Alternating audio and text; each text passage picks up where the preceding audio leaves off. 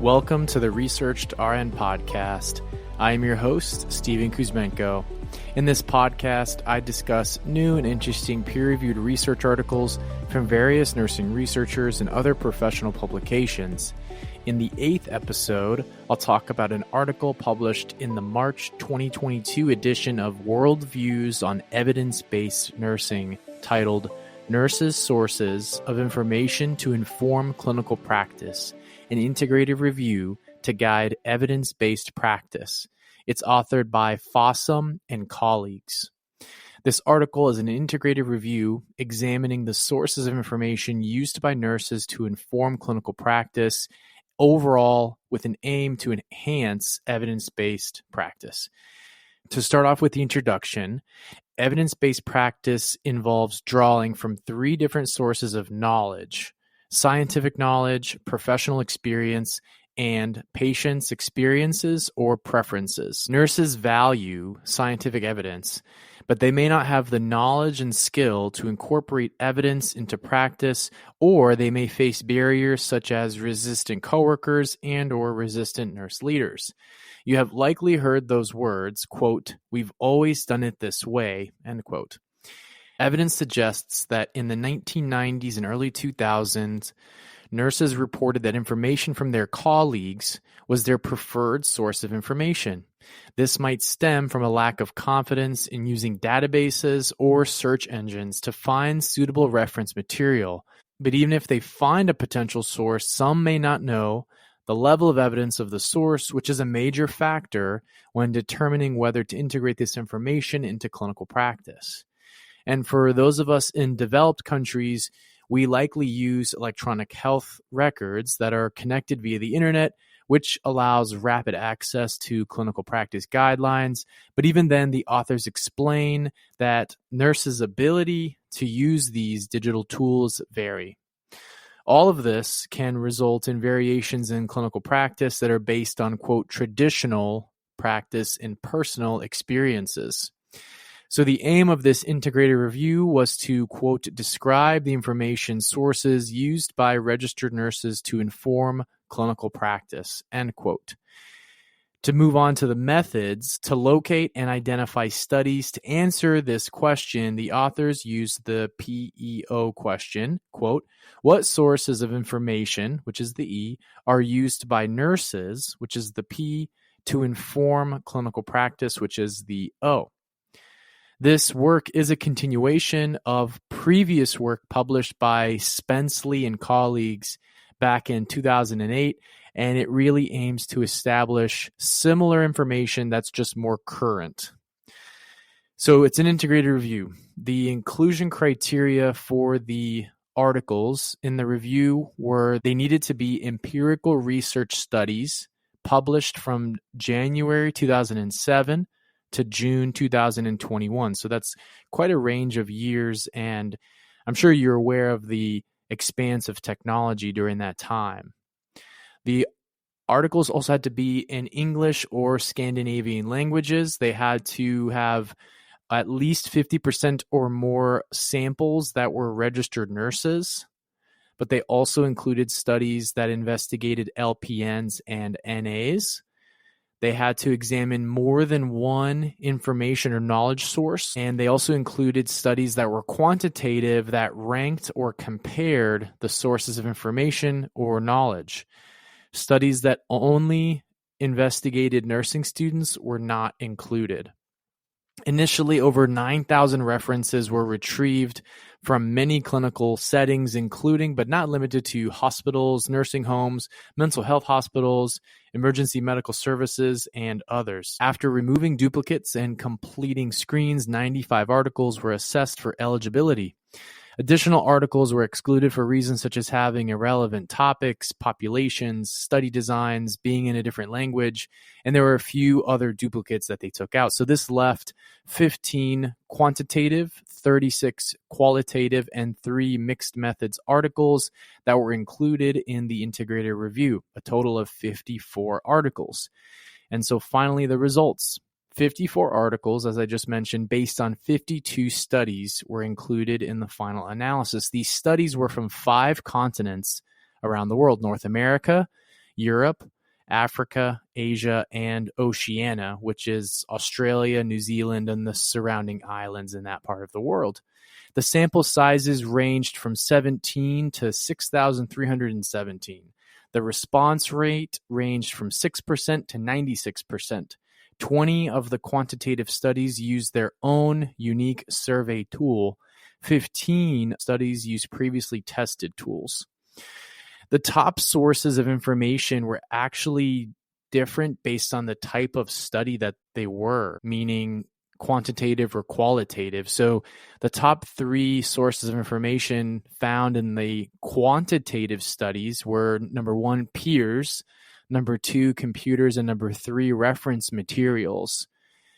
In the qualitative studies, the number 1 source of information were reference materials, number 2 was peers, and number 3 was the computer. So if you're able to find a copy of this article on page 375, table 1 and table 2, they list out all of the sources of information from top to bottom based on how frequently they were used by the nurses in those particular studies. And so moving on to the discussion, the most common and preferred source of information was peers and colleagues. So very similar to previous information that was published by Spenceley back in 2008. And while reference materials, computers, and nursing journals were reported to be used by many nurses as a source of information, they should be based on scientific evidence. So if we're saying that peers are the most commonly used source of information, yes,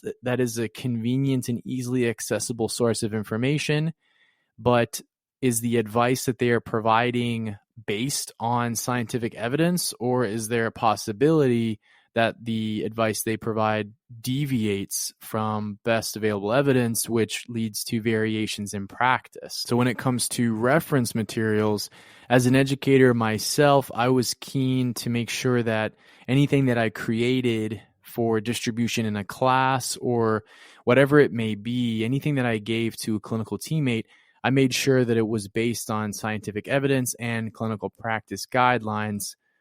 Just because, as you can see here, and I'm sure as you see in your workplace, that is something that nurses routinely and likely will use. The major barriers to EBP observed in these studies is the lack of time to conduct a literature search and also read the relevant literature. This is one of the main reasons I even started this podcast, because you're able to hear this information much more easily than if you were to have to do a literature review, read the article, and understand it. Now, of course, in this podcast, I'm not analyzing the studies or critiquing them. Really, I hope you do read these articles after listening, and it's your job to really do that work. All I'm doing is sharing and summarizing the information that's included in these articles. It's still your job to understand the quality of the evidence and whether or not this is something that you put into practice. Overall, I'm just hopeful that by making this information more accessible and in a format that is easier to consume, more nurses around the world can hear some of the evidence-based practice occurring.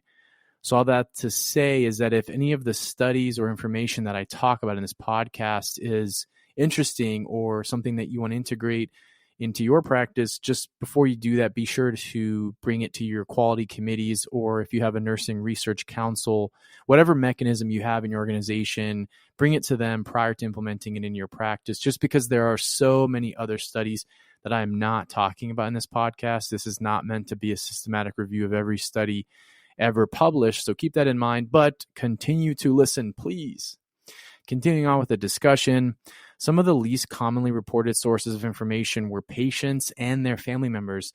Now, what the authors mean by patients and family as sources of information is really pertaining to their preferences and not necessarily looking to them for a clinical pathway, although you can argue that in a way. It really highlights the potential that we may not be considering patients' preferences and more so going on our own experiences as to what we do or the type of care we provide for our patients.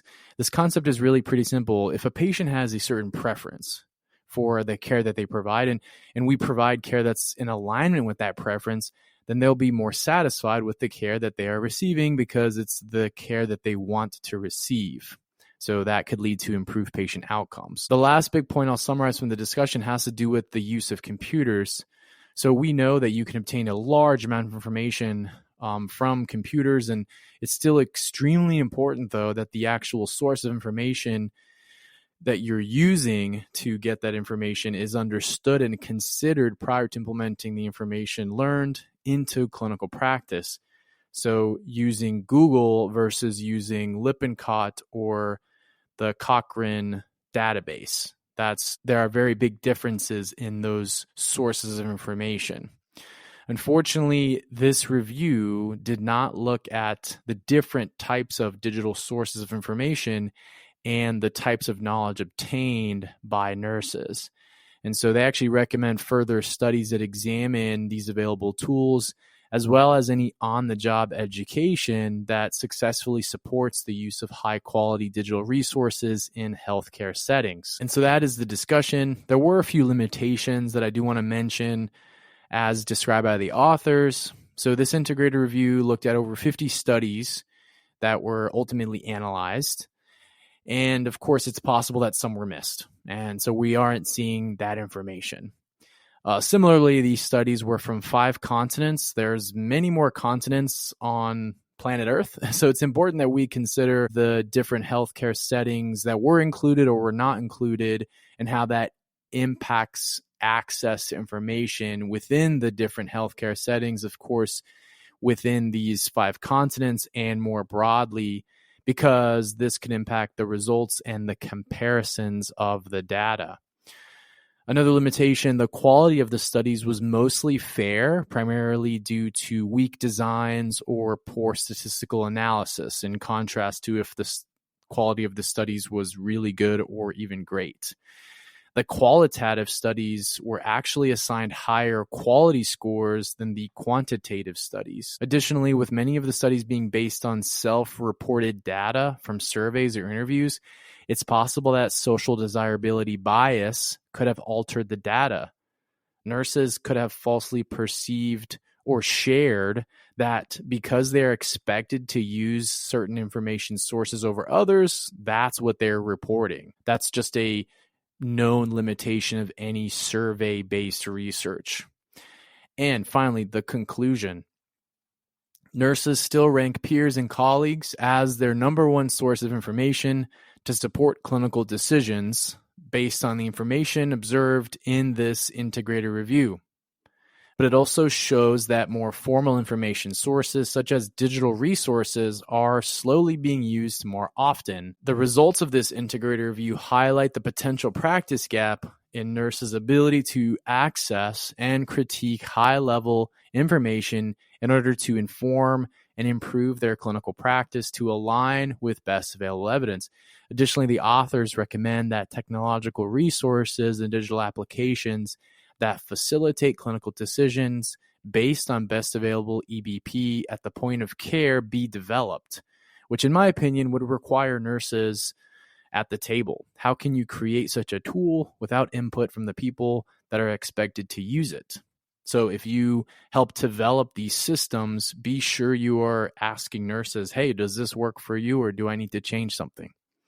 Additionally, they suggest that a common survey or instrument be developed so that comparisons of study data, which look at this concept of nurses' source of information, can be improved or understood more clearly amongst different populations. If we use the same tool, then we can compare it a little bit better amongst different populations of nurses in not only a certain country, but amongst the different countries around the world. And lastly, when it comes to digital sources of information, future studies should investigate the actual sources that are being used effectively in nurses' workflow. I'd really encourage you to read this article and look at the tables that list the most common sources of information that nurses use in clinical practice. And I hope by you listening to this podcast in general, you understand the importance of engaging with scientific literature on a routine basis. If you do have that desire to continue to learn, that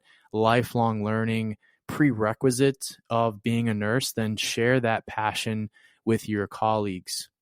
That is a wrap on the 8th episode of the Researched RN podcast, your virtual journal club on the go.